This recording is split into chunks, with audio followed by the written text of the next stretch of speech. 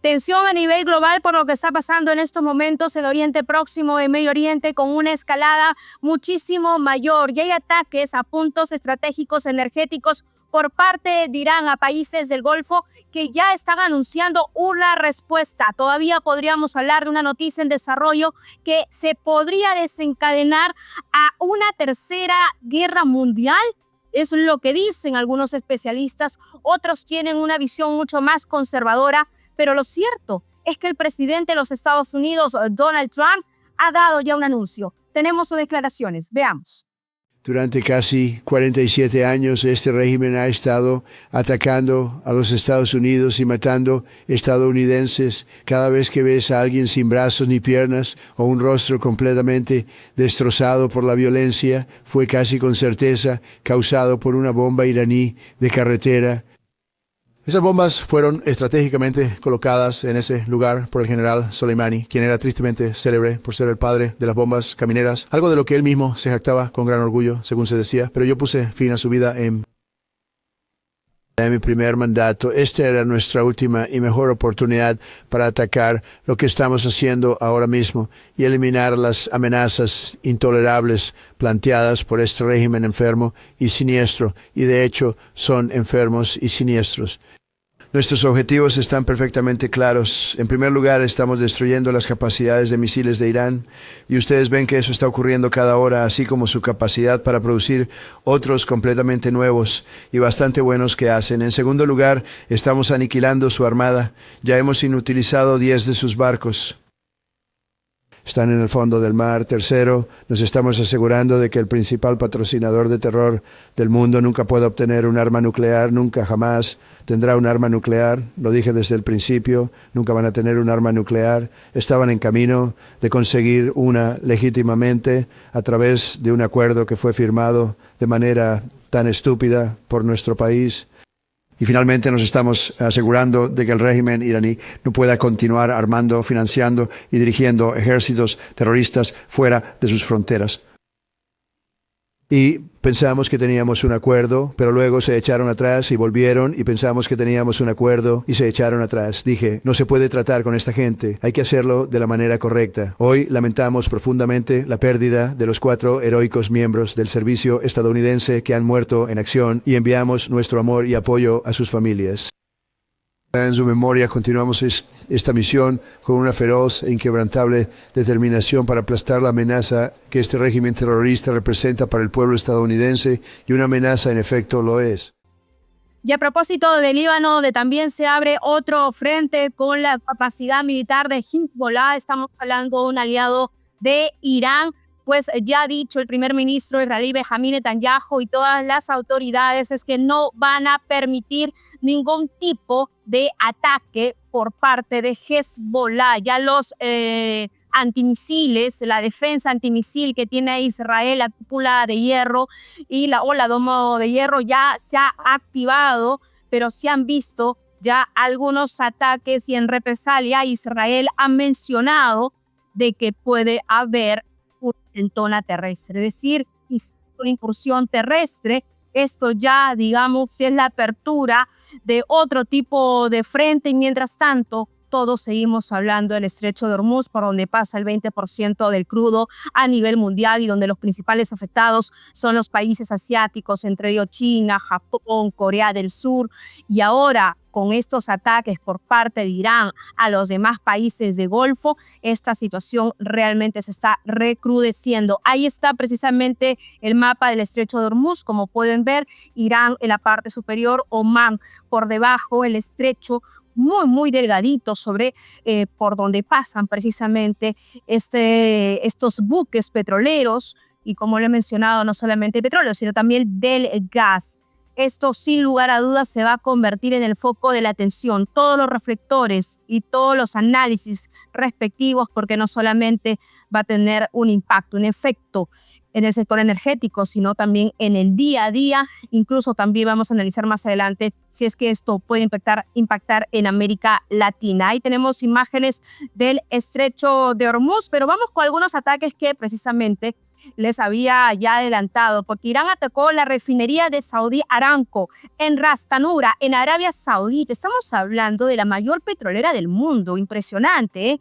En una escalada que ya disparó el precio del crudo, estamos hablando de más del 13%, y sacudió los mercados globales. En estos momentos, como era de esperarse, esto iba a pasar. Mucha calma, porque la tensión es latente, la preocupación también, y de los próximos pasos que ya ha anunciado los Estados Unidos. No van a terminar hasta poder desmantelar no solamente a la Guardia Revolucionaria Islámica de Irán, sino también a todos sus tentáculos, a todos sus aliados a nivel de Medio Oriente, sino también a nivel del globo. Hay también otras imágenes que tenemos de un misil del régimen de iraní. Recordemos que en las últimas horas se confirmó ya la muerte, el asesinato de Ayatollah Ali Khamenei, y se ve un misil impactando un rascacielos de lujo. ¿En dónde? En Bahrein. Como les estaba adelantando, varios países del Golfo están siendo impactados en estos momentos por Irán. La maldad del régimen, dicen algunos, la maldad del régimen iraní. Recordemos que siempre los ayatolá llamaron a los Estados Unidos el gran Satán, y que Israel era el pequeño Satán. Y es por ese motivo que se comenzó a lanzar también este operativo en conjunto entre los Estados Unidos. Por lo que ha pasado también en la guerra de los 12 días de junio del año pasado. Quien también se ha pronunciado ha sido el ministro de Guerra de los Estados Unidos, Pete Hegseth. En concreto, ¿qué ha mencionado? Ha defendido la operación en toda su magnitud, y regímenes locos no pueden tener armas nucleares. Así lo ha mencionado. Hay que escuchar. If you kill Americans, if you threaten Americans anywhere on earth, we will hunt you down without apology and without hesitation, and we will kill you. President Trump has also been very consistent. Crazy regimes like Iran, hell-bent on prophetic Islamist delusions, cannot have nuclear weapons. It's common sense. Many have said it, but it takes guts to actually enforce it, and our president has guts. Iran's stubborn and self-evident nuclear pursuits, Y paralelamente a ello, también el secretario de Guerra de los Estados Unidos, Pete Hegseth, ha dicho lo siguiente, que se están preparando, se están organizando para posibles ataques dentro de territorio estadounidense. Estamos hablando de los tentáculos de los chiitas. Veamos. Preocupaciones sobre células durmientes iraníes y qué ha estado haciendo la administración Trump para monitorear estas cosas. Bueno, a nivel interinstitucional, en plena coordinación, por supuesto, estamos prestando atención a cualquier potencialidad allí. Este es un antiguo régimen, un régimen que busca exportar esa ideología e intentar sembrar el terror. Estamos listos para eso. Hemos visto a esta gente antes, y el pueblo estadounidense puede estar seguro de que estamos vigilantes al respecto, aquí mismo en la segunda fila. Gracias. Una pregunta de seguimiento a la anterior. Ayer hubo lo que parece ser un ataque terrorista en Austin. ¿Cómo cambia eso la operación? ¿Qué tipo de efecto tiene eso? Y ¿cómo? No cambia en nada la operación, y sé que las autoridades están actuando exactamente como deben. Desde la Comisión Europea también hay mucho movimiento. Atención, porque recordemos que Ursula von der Leyen, asimismo como otras autoridades europeas, ya se vienen pronunciando, rechazando al régimen opresor de Irán. Tenemos ya alguna información que nos llega desde ese punto, porque se encuentran reunidos de emergencia. Veamos. Lo que nosotros no apoyamos es precisamente el régimen opresor que ha estado asesinando a la gente en Irán, y eso va completamente en contra de cualquier ley. Y creo que en eso no estamos en desacuerdo con eso. Que hemos pedido a todas las partes que ejerzan la máxima contención, que respeten plenamente el derecho internacional, y analizando ahora la situación, estamos buscando asegurar la protección de los ciudadanos y garantizar la estabilidad de la región. Y esa es la postura. La transición en Irán, el presidente también declaró con gran claridad que nosotros apoyamos firmemente el derecho del pueblo iraní a determinar su propio futuro, a decidir su destino.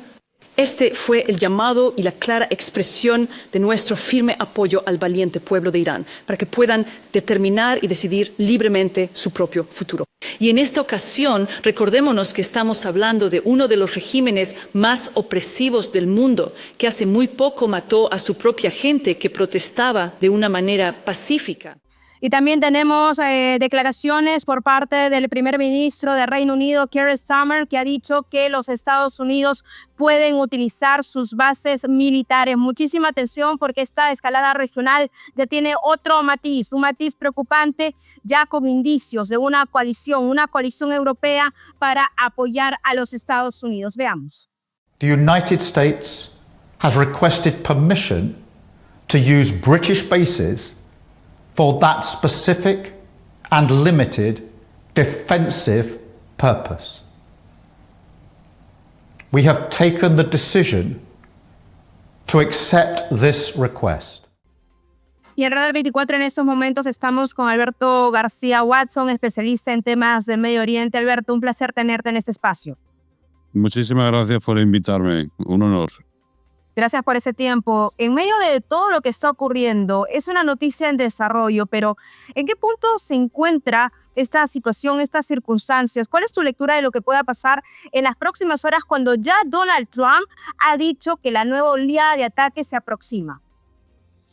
Eso lo dice ahora, pero en el día de ayer estaba hablando de que lo que más le interesaba a Estados Unidos era que se pudieran sentar a negociar diplomáticamente una solución a este conflicto y obviamente al programa nuclear iraní. O sea, un día dice una cosa, el día siguiente dice que está preparando un ataque masivo. Lo cierto es que es muy difícil de deducir realmente los planes de Donald Trump. Tendrá que seguramente sentarse con Israel y con sus autoridades para ver de qué manera pueden darle seguimiento a este proyecto o simplemente buscar un cese al fuego de alguna manera porque se le está yendo de las manos este conflicto.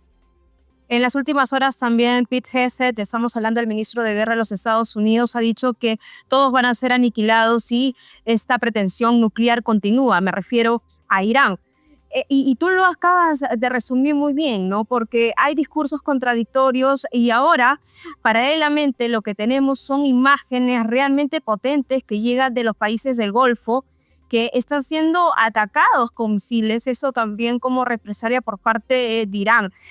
Tú has dicho esta frase, se le está yendo de las manos. ¿A dónde podríamos parar? ¿En qué punto esto ya se puede volver irreversible? Alberto.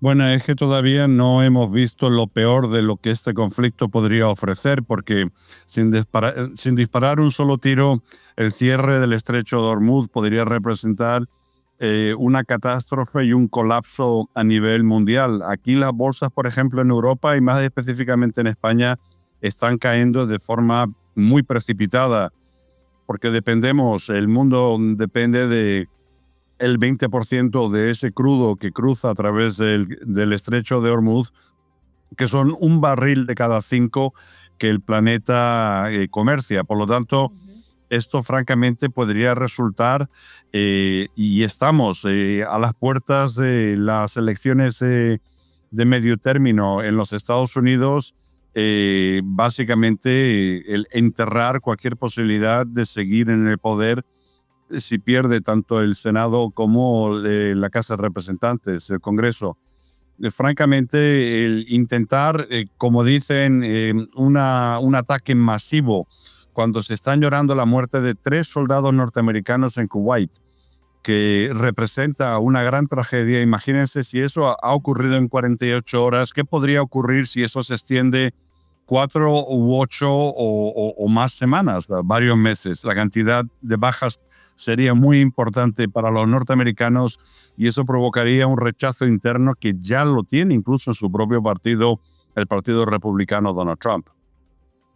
Claro que sí, Alberto. Y ahora hablemos de Irán tras ya el asesinato de Ali Khamenei, el ayatolá Ali Khamenei y bueno, los posibles sucesores, pero más allá de eso, la actuación de la Guardia Revolucionaria Islámica de Irán. ¿Cuál es el papel que tiene en estos momentos y sobre todo, tú lo has dicho, el estrecho de Hormuz para poder frenar o cerrar ese estrecho por donde pasa el 20% de crudo? Los cuerpos de guardianes de la revolución es un grupo militar cuasi paralelo al ejército iraní, y es el que básicamente controla, si se puede decir, el líder espiritual de Irán. Por lo tanto, lo que quieren es afianzar el que no pueda existir una posibilidad de golpe de Estado, de levantamiento, y que las Fuerzas Armadas se pudieran decantar por parte de una potencia extranjera.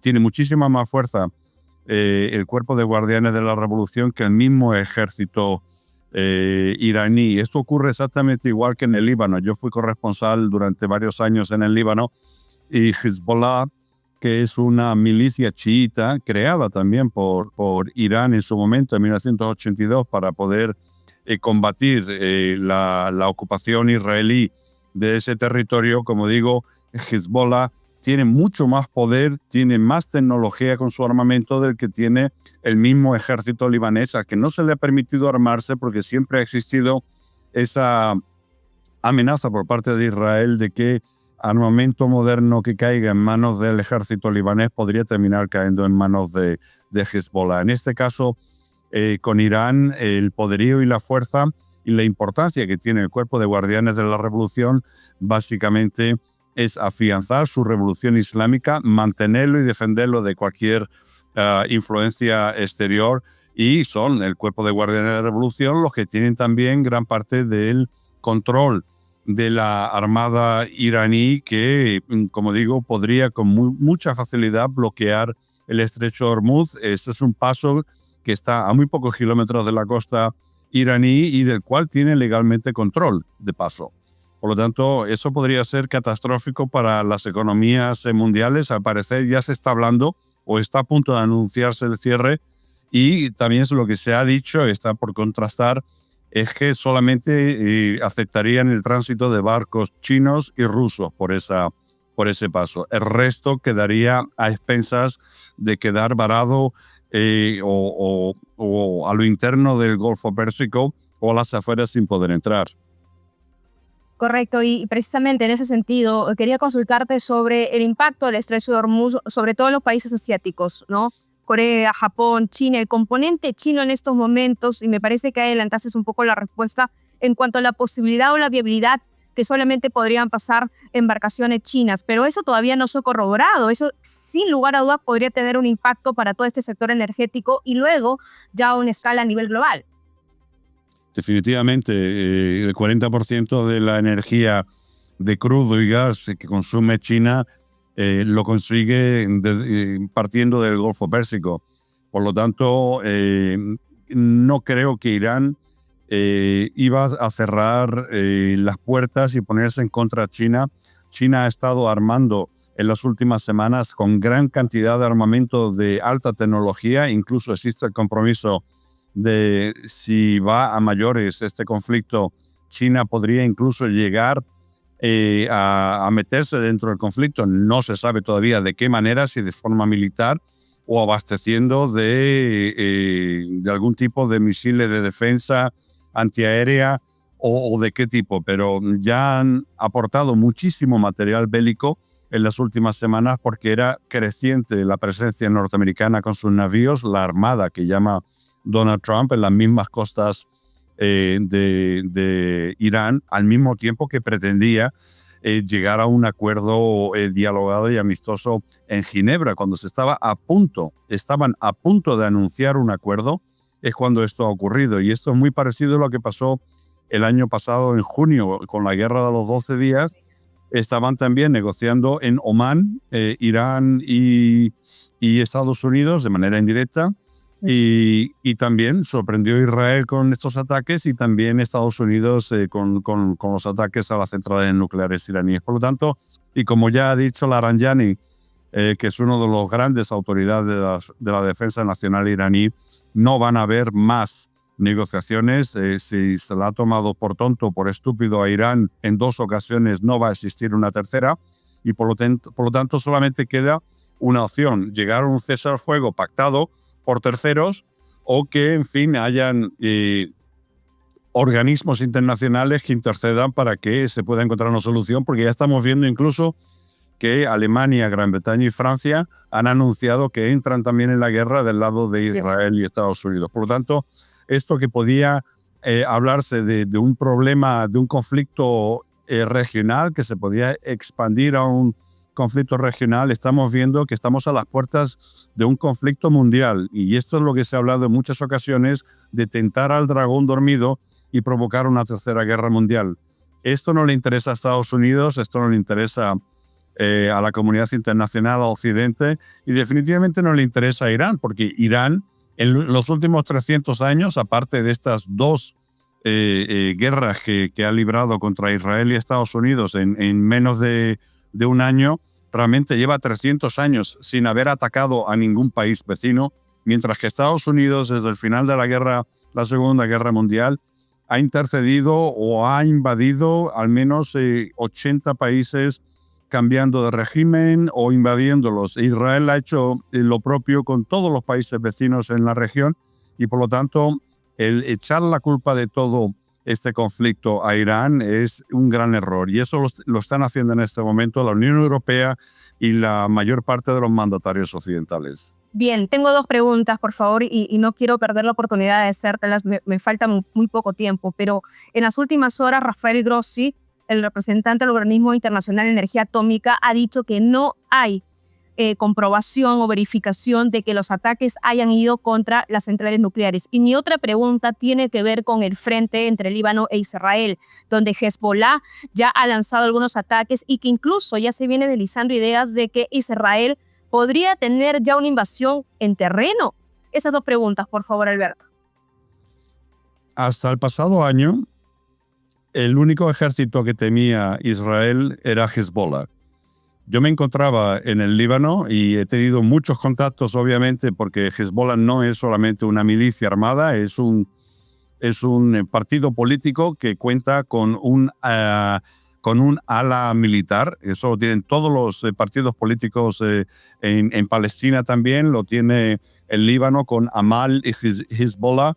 Y francamente, en este momento, tras el asesinato también selectivo del gran líder Sayed Hassan Nasrallah el año pasado, definitivamente ha perdido bastante fuerza. Y el hecho de que Siria, que formaba parte del eje de la resistencia y por donde entraba mucho del armamento que Irán enviaba para los diferentes grupos proxies que tenía de apoyo, como Hezbollah, como los movimientos de la Fuerza de Movilización Popular en Irak, o los mismos hutíes de Ansarullah, han dejado de poder ser abastecidos. Y me refiero también a Hamas, que también recibía mucho armamento a través de Siria. Esto ya con el nuevo presidente, que Donald Trump ha dicho que él mismo ha colocado, el anterior número 1 de Al-Qaeda y número 2 emir del Estado Islámico, al-Julani, se ha puesto básicamente de frente y ha puesto la alfombra roja tanto a Israel como a Estados Unidos para que haya una expansión regional y un debilitamiento de las fuerzas del eje de la resistencia. Muchas gracias, Alberto García Watson, por haber estado aquí en Radar 24. Te agradezco. Muchísimas gracias por invitarme. Gracias. Y en estos momentos estamos con el coronel Octavio Pérez, de la Armada de los Estados Unidos. Muchas gracias por estar con nosotros, coronel. Un placer, de verdad, como siempre. Gracias de nuevo. ¿Cómo estás tú? Coronel, atónita por todo lo que está ocurriendo, pero me gustaría su perspectiva, su enfoque militar, naval, geoestratégico de lo que está pasando y de lo que se está llevando a cabo en estos momentos en el Medio Oriente. Bueno, primero, el que no entienda que el problema de Irán en Irán es un problema que empezó hace más de 47 años. La fuerza estabilizadora más grande en el mundo, no únicamente, también en nuestro hemisferio. Si vas a Argentina, el líder de la Guardia Republicana hoy en Irán es uno de los actores del AMIA, y así fue el que era anterior a él. Cuando estás hablando de Irán en Medio Oriente de los años 70, cuando entro yo en las Fuerzas Armadas, todos los problemas en Medio Oriente eran los chiitas, donde secuestraron el Aquile Lauro, donde mataron los infantes de Marina en Beirut, donde mataron a Anthony Tison en el aeropuerto, en el vuelo TWA 847, donde cogieron al arzobispo de Canterbury y al embajador de los Estados Unidos en Beirut. Todo eso fueron régimen de Teherán. Ahora, cuando el presidente Trump llega la primera vez a la Casa Blanca, él rompe un acuerdo que hizo Barack Obama, que fue un acuerdo que parecía un queso suizo. No consideraba los misiles balísticos, no consideraba un sinnúmero de cosas, y por eso es que se sale los Estados Unidos de ese acuerdo. Llega el presidente a su segundo término, ¿y qué pasa? Empieza a hablar conversaciones. Fíjate que se usa la diplomacia. Se llega a un acuerdo que vamos a llegar. ¿Qué pasó en junio del año pasado? Ellos hicieron lo mismo que acaban de hacer en febrero. Se sentaron a negociar y dijeron renuente. Bombardearon. Y el presidente le dio en el mes de febrero de 2025 hasta el mes de junio para llegar a un acuerdo. Al no llegar a acuerdo, ataca a Israel 12 días y el día número 13, ¿quién entra? Los Estados Unidos, y bombardea las instalaciones nucleares. Eso se queda a mitad de camino. Pero exactamente a eso iba. Un paréntesis ahí, por favor, coronel, porque el mensaje que se dio a la comunidad internacional era de que se había desmantelado estas centrales nucleares en Isfahan, en Natanz, y que iba a demorar muchísimo tiempo para que Irán pueda recuperar ese enriquecimiento de uranio con miras a una bomba nuclear. Y en medio de instalaciones de mesa de diálogo con mediación de Omán, pues viene este ataque. ¿Cómo entender ya esa lectura militar y ese ataque por parte de los Estados Unidos en colaboración con Israel? Mira, ponte a pensar. El jueves pasado era la tercera vez que los Estados Unidos se sentaba en un eje diplomático para llevar una resolución de ese problema. Pon en una repisa el problema nuclear de Irán. Ponte a qué pasó en enero en Irán. Más de 7,000 muertos que se saben. Cuidado que la cifra sea 12,000 o más, que no vamos a saber porque no hay buena contabilidad dentro de Irán. Cuando empezó a reprimir el pueblo, cuando tú pones a ver que no hay ninguna, Marco Rubio lo dijo, esta gente vinieron a sentarse a reírnos de la cara de nosotros. No tenían ningún interés de parar el enriquecimiento de uranio, no tenían ningún interés de ponerse en orden con el Tratado de No Proliferación, que era entregar todo ese material que les quedaba. Ellos empezaron a principios de año a restituir los 3 lugares nucleares, pero el problema no es el nuclear, el problema es la fuente estabilizadora. Ponte a pensar, los barcos que entraban en Venezuela a buscar el petróleo eran parte de la flota iraní y parte de la flota rusa que llevaban a la China. En otras palabras, la China es el consumidor número 1 del petróleo iraní. El 90% del petróleo, 3.5 millones de barriles diarios, van para la China. Cuando tú hablas de estar todo el sector del Medio Oriente, con Hezbollah, con Hamas, con los hutíes, con las milicias alauitas que había en Siria, eso es Irán. Entonces, cuando tú hablas de la gran magia de lo que está ocurriendo, los Estados Unidos dice, espérate, empezamos por nuestro hemisferio, cambiamos el narcorrégimen y estamos lidiando con el problema de Venezuela, cortamos la vinculación con China, Rusia y Teherán. Estamos trabajando ahora con el mismo cronograma con Cuba y ahora vamos a acabar el problema de Irán. El problema de Irán no es tanto por las instalaciones nucleares, sino por la represión que hizo y la cantidad de muertos. Los iraníes esperaban esto en el mes de enero, no ahora en febrero. Los iraníes, cuando vieron, porque el presidente le dijo, váyanse a la calle, a igual que se lo ha dicho ahora, que tomen control de su poder. Exactamente. Lo ha dicho ya en 2 oportunidades de una forma enfática el presidente de los Estados Unidos, Donald Trump, dando también este llamamiento a la revuelta, ¿no? De que ya se levanten y que expresen su voz en las calles. Pero quiero aprovechar su presencia, coronel, y también apelar a su experiencia para hablar de lo que todo el mundo está hablando. El estrecho de Hormuz, estas complicaciones que podrían darse si es que se cierra este punto sensible, estratégico para el comercio internacional, concretamente con respecto al crudo, ¿no? ¿Y cuáles serían las rutas estratégicas también si es que se logra cerrar en su totalidad? Algunas viables que podrían abrirse, que otros frentes cómo podría reorganizarse esto en el tablero geopolítico, pero también energético, coronel. Bueno, ponte a pensar. La Marina de Guerra iraní hoy cuenta con 9 buques de guerra menos, que son buques enormes. Aunque tú puedes hacer mucho daño con botes de hule poniéndole mina a los petroleros, que eso es lo que hizo la Guardia Naval Republicana iraní por mucho tiempo. ¿Por qué tú piensas que los Estados Unidos puso la quinta flota en Bahrein hace más de 20 años? Fíjate que ellos cautelosamente sacaron todos los barcos de la bahía, del puerto, el martes pasado y los pusieron a flotar en el área. Uno de los errores que cometió Irán esta semana también fue disparar en los Emiratos a una base francesa. Adivina quién viene ahora en territorio. El portaaviones Charles de Gaulle.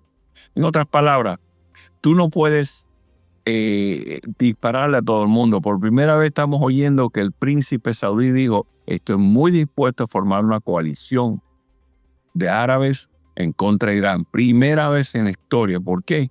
Porque dispararon en contra de puertos y terminales saudíes. Hay un puerto en particular que exporta más de 1.5 millones de barriles al día. Trataron de irse en contra de la infraestructura de varios otros países en el Golfo. Uno de ellos, que es el coadjutor, Omán, el país que siempre ha sido el interlocutor entre ellos. Entonces tú sabes que ya levantaste demasiados anticuerpos. Decir que tú puedes cerrar el estrecho de Hormuz con las restricciones que tiene, que ya no tienes fuerza aérea, que ya la Marina de Guerra está en el fondo del mar, es llevarlo al límite.